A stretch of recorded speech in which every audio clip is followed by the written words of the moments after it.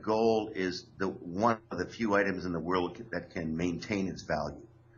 And I think what it says is the financial system is very vulnerable to some kind of event where people lose trust in currencies, as they are losing trust in currencies. I mean, if you and I were to sit down and say, what do you think the incidence of people losing trust in currencies has been, going from 8 to 9 to 2010 to, you can just see that people are losing more and more believability in currencies, and we have all these printing things going on all over the place. I mean, essentially unlimited in Japan. We even have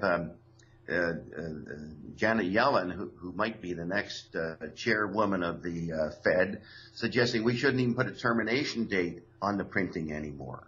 So I don't know why people can't accept that there is a serious vulnerability in the financial system as we see it. The fact that we accept that you can just print money and buy bonds, it kind of blows me away that the bond market just wants to play the game. They want to, fade the Fed and not really deal with the issue, well, are we ever going to get real money back?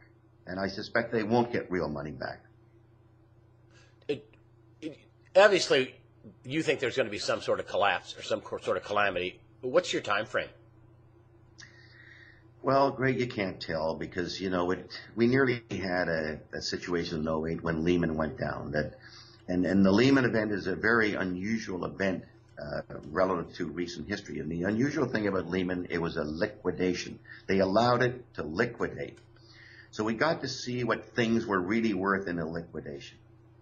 And it nearly took the system down at the time. As the rumors going around where we were in hours of closing down the banking system, credit was seizing up. You couldn't get credits to ship goods at the time, and we had to have the TARP and TALF programs initiated.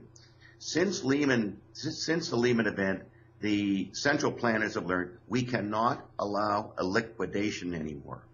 Ergo, Fannie Mae was put into conservatorship. Freddie, AIG, Bankia, Dexia, all the banks that fail on Friday nights in the States are always taken over by somebody. So there's never a liquidation allowed, because a liquidation, I think, would truly determine what assets are worth in the environment we're in today. And it's not allowed to happen. Now, how long you can keep doing that, keep papering things over. I mean, we keep papering over Greece now. We're papering over Spain. And the minute Spain and Italy were having troubles with their interest rates, well, along comes Mr. Draghi with his OMT to kind of delay the recognition of the real problem. When it ends, I don't know. All I know is that people have to deal with the facts. And like I say, what's my safest alternative here to make sure that I can preserve my purchasing power? And if I had to, compare owning a government bond, a 10-year bond that yielded 1.5%, or owning gold that's gone up on average over approximately 15% every year for 12 years, including this year now up 11 or 12. I mean, that seems to be, to me, the most obvious choice that people should